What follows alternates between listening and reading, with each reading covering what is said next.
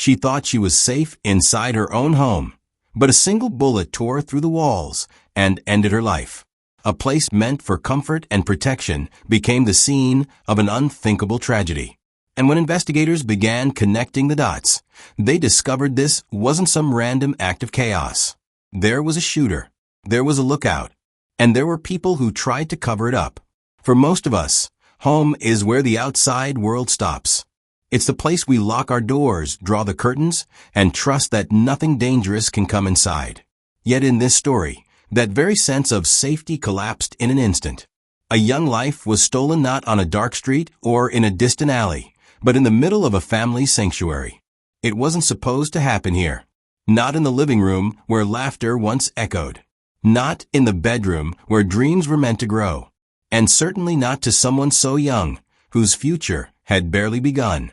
But one stray act of violence was all it took to change everything. The bullet that shattered this family's peace didn't just break glass or tear through drywall.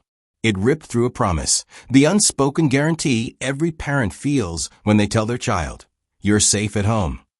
That night, that promise was broken forever. What makes this tragedy even more haunting is its sheer randomness. She wasn't in a fight. She wasn't in the wrong place at the wrong time. She was exactly where she was supposed to be. And yet, danger found her anyway. Stories like this force us to confront a painful truth. Sometimes, the violence we think is far away can crash straight through the places we guard the most. Before we continue, let me ask you this. Have you ever heard of a case where someone lost their life inside their own home to a bullet that wasn't even meant for them? Share your thoughts in the comments below. And don't forget to subscribe for more true crime stories that remind us how fragile safety can be. Because this isn't just a crime story. It's the story of a teenager whose life ended where it should have been most protected, at home. But first, a community mourning a life taken too soon. The candlelight vigil that honors a 17-year-old girl slain by a stray bullet. Good evening, I'm Mike Bush. Tonight, an Alton teen is being remembered after a stray bullet took her life on the 4th of July. Our Annie Krall reports from a vigil as her death just adds to a growing list of children shot and killed in Madison County. Shabrya L. Hudson was born on October 25, 2004, into a close-knit family in St. Louis, Missouri. From the beginning, she carried with her a warmth and brightness that touched everyone around her. She wasn't a young woman known for being in trouble or attracting chaos. Instead, she was remembered for her smile, her kindness, and the simple joy she brought to those who loved her most.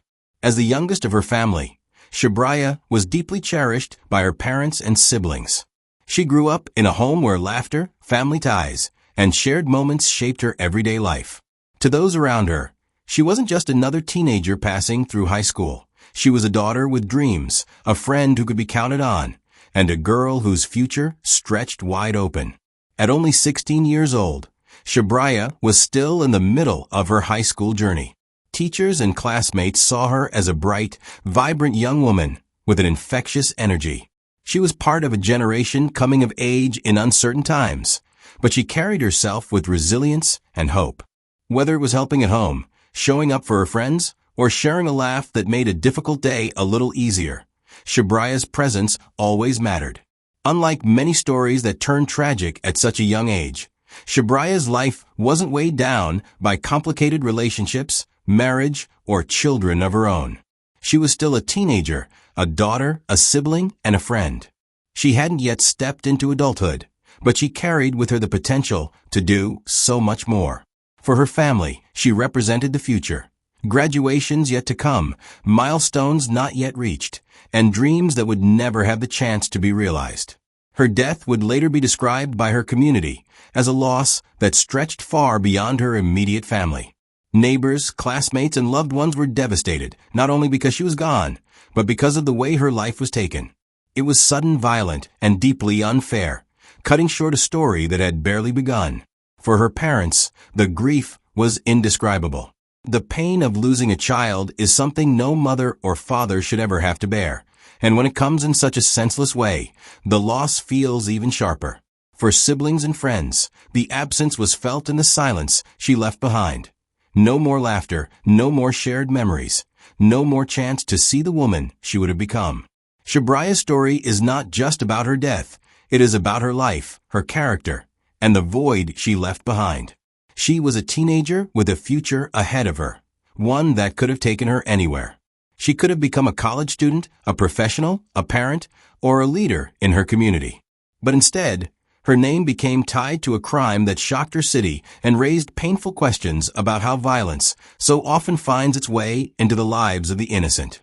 As the holiday season of 2020 unfolded, families across St. Louis were preparing for celebrations, gatherings, and the comfort of home. For Shabrya, summer holiday was supposed to be exactly that, a time of peace, warmth, and safety within the walls of her family's house.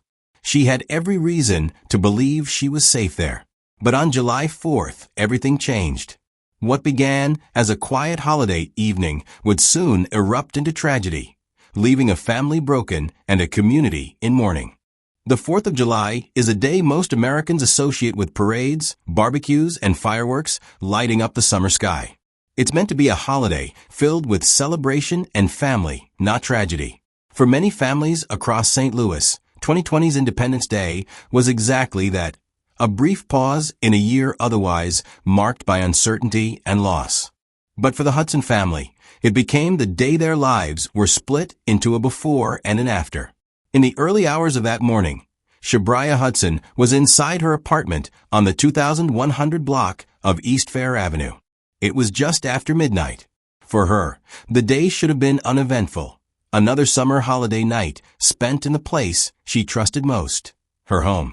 At only 16 years old, Shabrya had no reason to expect that violence would touch her life in that moment.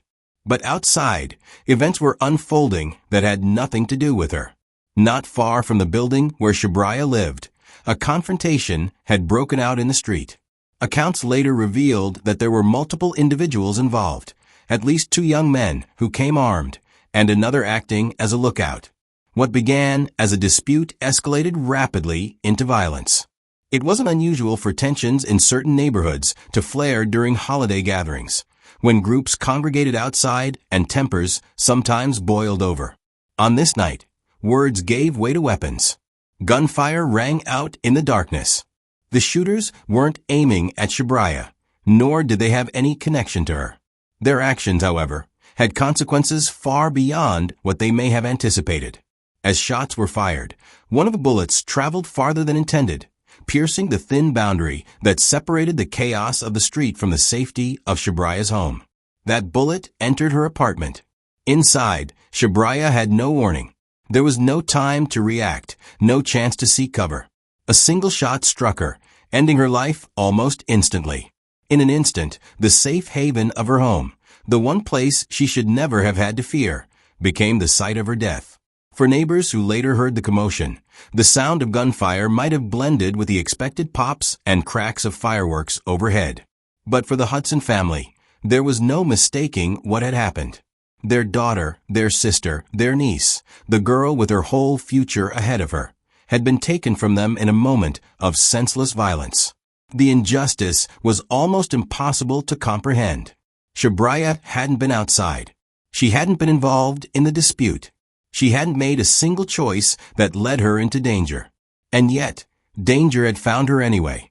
The very walls of her apartment, the barriers meant to keep her safe, had not been enough to shield her from the bullet that tore through. When first responders arrived, the scene was devastating. A teenager was dead in her own home, killed by a stray bullet that had never been meant for her. For police, it was the kind of case that underscored the unpredictable, far-reaching impact of gun violence. For her family, it was a nightmare that no words could capture. The 4th of July, a day meant to celebrate freedom, had instead become the date etched forever as the loss of their daughter. What made the tragedy even more painful was the knowledge that it didn't have to happen. If not for the decisions of the young men outside, if not for the presence of guns in that confrontation, if not for the recklessness of firing into the night, Shabrya would still be alive. In the hours that followed, as news spread, the community responded with grief and disbelief. A 17-year-old girl, killed not while walking home at night, not while in the wrong place at the wrong time, But while sitting inside her own apartment, her death became a stark reminder that violence doesn't always stop at the threshold of a home. Sometimes it breaks through walls and steals lives from the people who least expect it. The morning light of July 4th rose over St. Louis with a heavy weight. For Shabrya's family, it was the beginning of a lifetime of what-ifs and if-onlys. What if she had been in a different room? What if the bullet had gone just a few inches another way? What if the man outside had chosen to walk away instead of firing? Questions without answers, circling endlessly around a single heartbreaking truth. A girl was dead, and nothing could bring her back. For the investigators tasked with piecing together what happened, the shooting wasn't just another statistic. It was a crime that demanded answers. Who fired the shots, who stood by and allowed it, and who knew the truth but refused to come forward. Those answers would eventually lead to arrests and charges, but in that moment, the weight of the loss was felt most deeply by those who had loved Shabrya. The Hudson family's world had been irreversibly changed. Their home, once filled with the comfort of family life, had become the site of their greatest loss. Holidays would never feel the same again. The sound of fireworks would forever carry with it the memory of gunfire. And the 4th of July, a day meant for joy, would always be a reminder of the daughter they lost. When the call came in just after midnight on July 4th, 2020, officers with the St. Louis Metropolitan Police Department knew they were responding to a serious situation. Reports of shots fired are not uncommon in the city, especially during a holiday night when fireworks echo through the neighborhoods. But this call carried a different weight. A teenager had been hit by gunfire, and not outside, but inside her own home. When first responders entered the apartment on East Fair Avenue, the scene confirmed the devastating truth. 16-year-old Shabrya Hudson was dead. Her body lay inside her residence, struck by a bullet that had traveled through the outer walls of the building before hitting her. The tragedy was as clear as it was heartbreaking. She had never left the safety of her home. For investigators, the first priority was establishing how the bullet entered. The entry point in the wall showed the direction of fire, confirming that the shot had originated from outside the apartment complex. The trajectory pointed to a street-level dispute just beyond the building. Shabrya hadn't been involved in any confrontation. The evidence made that clear. She had simply been in the wrong place at the wrong time, separated from the chaos by only a few inches of wood and drywall. Detectives canvassed the area, speaking with neighbors who had been awake during the commotion. Some initially thought they had heard fireworks, common for a 4th of July evening. But others quickly realized the cracks and pops were gunfire. Witness accounts began to piece together a timeline. A confrontation had broken out among a group of young men outside. Tempers rose, and then shots were fired into the night. Those shots had struck not only fear into the neighborhood, but fatally into the Hudson household. The accounts from the street were critical. Several residents described seeing multiple individuals involved, not just one gunman. Eyewitnesses indicated that 2 young men had been armed and firing, while another acted as a lookout, positioned to keep watch while the confrontation unfolded. The coordination suggested that this wasn't a random burst of celebratory gunfire. It was an intentional act of violence between parties, and its fallout had taken the life of an uninvolved teenager. The police response moved quickly. By the following hours, homicide detectives were collecting shell casings and other physical evidence from the scene outside the apartment building. The casings matched the caliber of the bullet recovered inside the apartment, tying the external confrontation directly to Shabrya's death. Officers marked off the area, documenting the spread of casings that told the story of multiple shooters firing at once. Inside the home, the heartbreak was overwhelming. Detectives saw firsthand the cost of the violence. A young girl, her life cut short without warning. For many officers, even those hardened by years of service, the case struck an emotional chord. It was one thing to respond to a crime scene on the streets. It was another to see a child gunned down while doing nothing more than existing in her home. As daylight broke, the search for suspects intensified. Witness testimony provided descriptions of those involved, and detectives began cross-referencing names known in the area for previous disputes. Very quickly, patterns emerged. The descriptions of the shooters and of the lookout aligned with individuals already familiar to police. Within days, the investigation had produced names: 18-year-old Anthony Robinson, 20-year-old Christopher Hall, and 24-year-old Anthony Thomas. Each had been identified by witnesses as being present during the shooting. Hall and Robinson were said to have fired weapons, while Thomas acted as the lookout. But investigators soon learned the crime went deeper than just three men in the street. Another name surfaced, that of 24-year-old James J. Little, who, according to police, had driven Hall away from the scene and attempted to conceal his involvement. The case was no longer about a single act of gunfire. It was about a chain of decisions. Young men arming themselves, firing recklessly, and then others stepping in to try to protect them from the consequences. The confirmation of Shabrya's innocence gave the case a pressing urgency. The public had already begun to react with outrage as news spread of a 17-year-old killed in her own home by a stray bullet. The St. Louis Post-Dispatch and local outlets reported the details. She had been inside, she had not been involved in the dispute, and her life had been taken anyway. The injustice resonated, amplifying pressure on police to bring the shooters to justice. For the Hudson family, the days immediately after the shooting were filled with unimaginable grief. As police worked to confirm evidence and build a case, her loved ones were left to process the unthinkable. Their daughter was gone, not because of a mistake she made, but because of someone else's recklessness. By the end of July, detectives had gathered enough to formally charge Robinson and Hall with murder, Thomas with accomplice liability, and Little with aiding in the cover-up. What had started as chaos in the street had transformed into a case with clear suspects, witness cooperation, and a direct line of responsibility. The investigation had moved quickly, but the damage was permanent.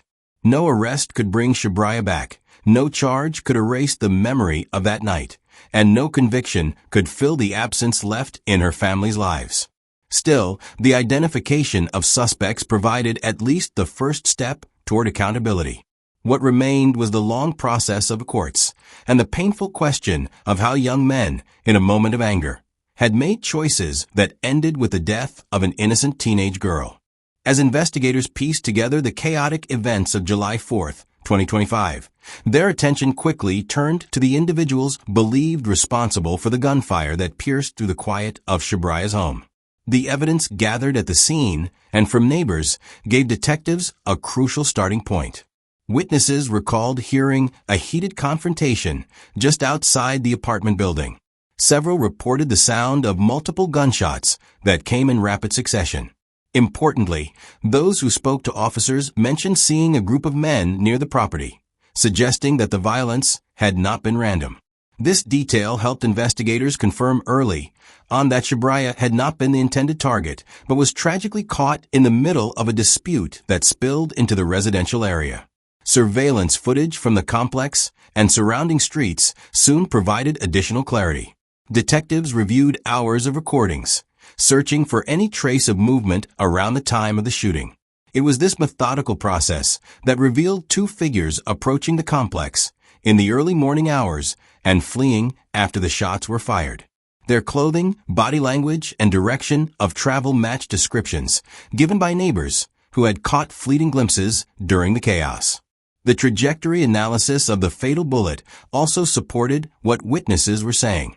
Ballistics experts determined that the round which struck Shabrya had traveled through her apartment wall at an angle consistent with shots fired from outside the building.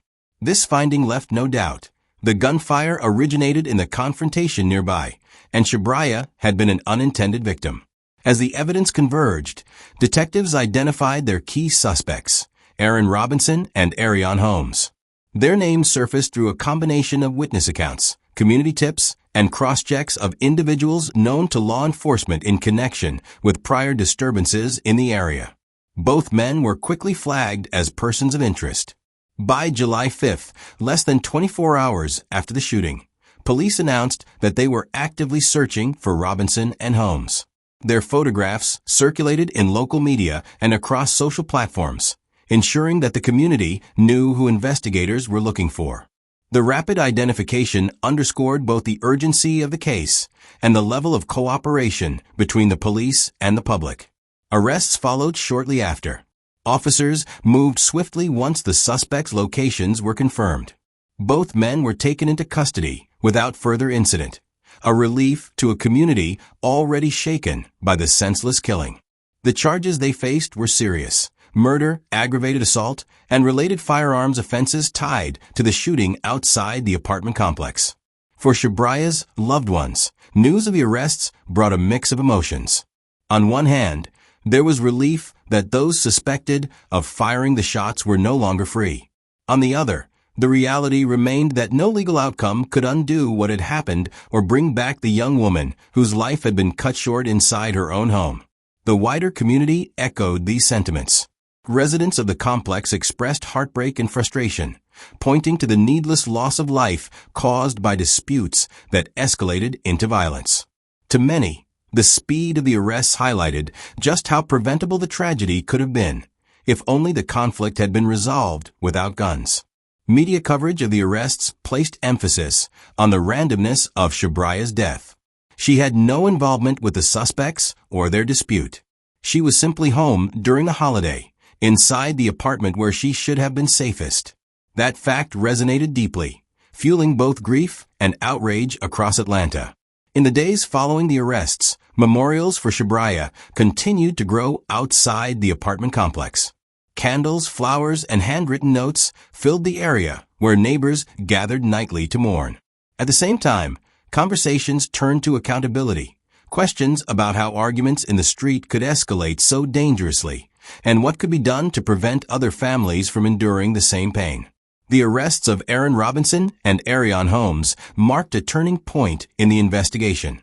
With suspects in custody and charges filed, the focus began to shift toward the legal process and the pursuit of justice for Shabrya.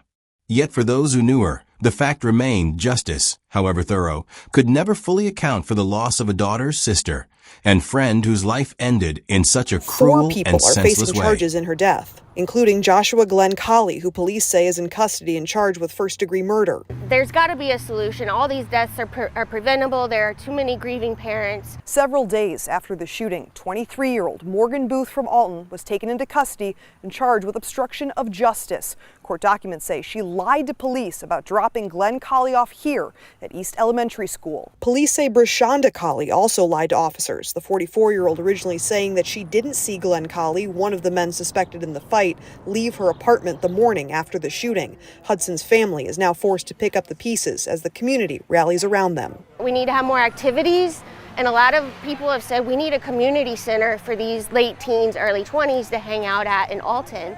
And I really hope that we can find a way to fund something like that eventually. Complex. My youngest is also 17 and attended classes with her. He said that she's been nothing but a kind, sweet girl.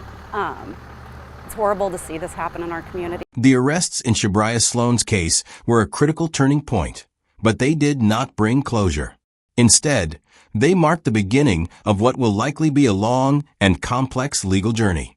With multiple defendants facing serious charges, including murder, aggravated discharge of a firearm, and obstruction, the courtroom has now become the central stage where this tragedy will continue to unfold. At the center of the case is Joshua L. Glenn Colley, accused of firing the shot that killed Shabrya. Prosecutors allege that he pulled the trigger outside the Oakwood Estates apartments during the early morning hours of July 4th, sending a bullet through the walls of Shabrya's home. Alongside him is Tamadri C. Ballinger, accused of acting as a lookout during the shooting. The 2 women charged later, accused of obstructing justice, round out a broader cast of defendants, each tied in some way to what happened that night. Grand jury indictments have already been handed down, setting the stage for trials that will determine the extent of accountability for each individual. These indictments represent formal accusations, not verdicts. All 4 remain legally innocent until proven guilty in court. This presumption of innocence is a cornerstone of the justice system, even in cases that generate strong emotions and public outcry. For the prosecution, The path forward is clear but demanding. They must build a compelling case that proves beyond a reasonable doubt the roles each suspect played in the events leading up to Shabrya's death.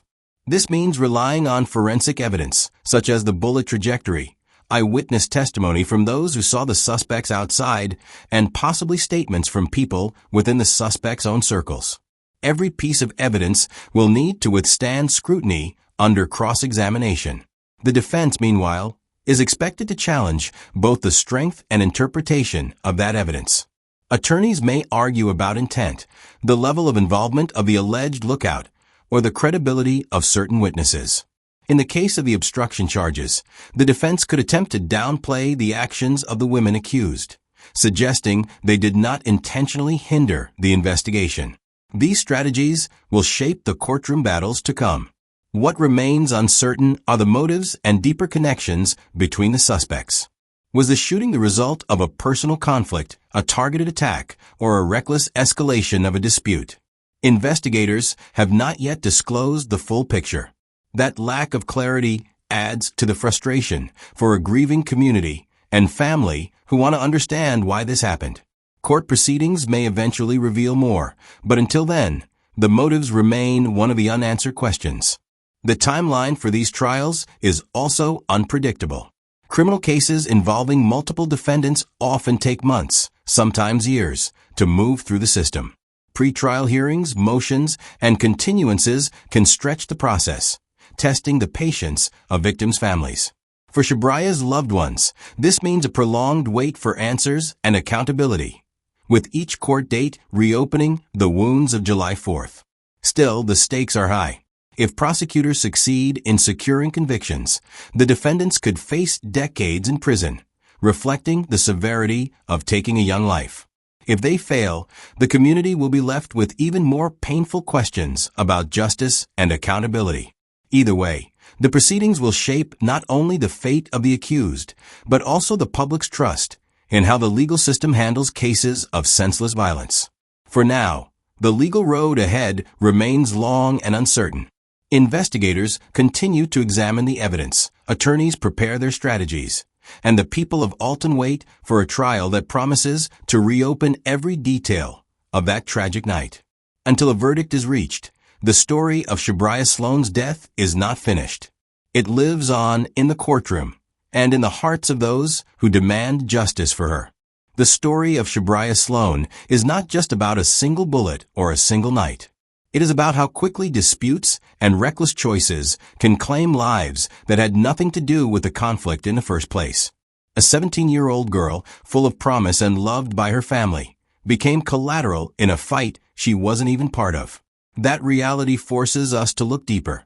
How can we, as communities and as individuals, prevent tragedies like this from happening again? One of the clearest lessons from this case is the devastating risk of firearms in the wrong hands. Guns amplify disputes, turning moments of anger into irreversible outcomes. Without a firearm, the confrontation outside Oakwood Estates might have ended in harsh words or even a fistfight. With a firearm, it ended in death, and not just any death, but the death of an innocent teenager who had no chance to defend herself. This is the tragic math of gun violence. One bad decision, one weapon, and lives are changed forever. But identifying the problem is not enough. Prevention must come from every direction. For one, communities across the country have found value in violence interruption programs. These initiatives often involve trained individuals, sometimes people who have lived through conflict themselves, stepping in before disputes explode into violence. By mediating tensions, offering resources, and providing an alternative path, they stop conflicts from escalating to the point where someone reaches for a gun. Youth engagement is another critical layer. Teenagers like Shabrya are often surrounded by peers who are struggling with pressures, identity, and sometimes dangerous influences. After-school programs, mentorship opportunities, and safe spaces give young people direction, support, and purpose. The more connected they are to positive outlets, the less likely they are to be drawn into the cycles of conflict and violence that put them and others at risk. There's also a need to talk about responsible firearm storage and access. Many tragedies occur because guns are too easily available, whether through illegal markets or unsecured homes. Safe storage laws and community education about locking and securing firearms may sound like small steps, but they can make a measurable difference. Every barrier that makes it harder for a gun to end up in the wrong hands is a barrier that saves lives. Urban planning and environmental design also play surprising roles in crime prevention. Well-lit spaces, maintained buildings, and communal gathering spots foster a sense of pride and safety, reducing the conditions where violence thrives. When neighborhoods feel cared for and invested in, the ripple effects extend far beyond appearances. They contribute to a culture where violence is less tolerated and more actively resisted. Equally important is supporting families after tragedy. For every Shabrya, there are parents, siblings, cousins, and friends left behind, carrying grief that does not fade after the headlines move on. Counseling services, financial assistance, and community care programs can help families navigate the long and painful journey that follows. The burden of loss should not be theirs to carry alone. When we step back, the broader takeaway becomes clear. Shabrya's death must not be in vain. Her story is a painful reminder of what's at stake, but it can also serve as a catalyst for change. By confronting the issues that allowed this to happen, reckless use of guns, unresolved disputes, lack of preventive resources, communities can honor her memory in the most meaningful way, by ensuring fewer families ever face the same heartbreak. And this is where we turn to you, the viewer. What steps do you think communities can take to prevent tragedies like this? Should more energy go into youth engagement, into stricter firearm regulations, into grassroots programs, or perhaps a combination of all these? Share your thoughts below, because real change starts with conversations like this. And if you found value in hearing Shabrya's story, please like, share, and subscribe so that more people can understand the weight of her loss and the importance of preventing the next one. Every life has value. Every family deserves safety. And every tragedy leaves us with a choice, to either accept it as inevitable or to take steps so it does not repeat. Shabrya Sloan did not get the chance to live out her potential. But by learning from what happened, by investing in prevention, and by caring for those left behind, we can ensure her story drives action, not silence. Her death is a wound, but her memory can be a call to healing, a reminder that communities are strongest when they protect their most vulnerable, and that protecting them begins with each of us. Shabrya Mitchell's story is not just about how she died, it's about who she was, and the future she never had the chance to live. She was a teenager, full of energy and dreams, with a family that loved her deeply. To them, she wasn't just another name in a case file. She was a daughter, a relative, a friend, a young girl whose smile, voice, and presence can never be replaced. Her death at the hands of someone who should have cared for her is a painful reminder of how fragile life can be when trust is broken. The brutality she endured was more than an attack on her body. It was the theft of her future. A future where she might have gone to college, pursued a career, or started a family of her own. Those milestones will now never come. For her loved ones, the grief is permanent. Every birthday, every holiday, every quiet moment at home is marked by her absence. They must carry the weight of knowing that her life was cut short in such a cruel and senseless way. But remembering Shabrya only through the lens of tragedy would not be fair to her memory. She deserves to be remembered for her youth, her laughter, and the joy she brought into the lives of those who knew her. As this case closes, one thing remains clear. Shabrya's life mattered. Her memory should fuel awareness, compassion, and change, so that no other family has to endure the pain hers now carries. This is where her story ends in tragedy, but where the responsibility begins for the rest of us. To never forget her name, to never forget what was stolen, and to never stop working toward a world where young lives like hers are protected, cherished, and allowed to flourish. If Shabrya's story moved you, please consider subscribing to Dark Trace Crime Stories. Don't forget to like and share this video. It keeps these stories alive and reminds the world that their lives mattered. Thank you for watching, and until next time, stay safe and take care of one another.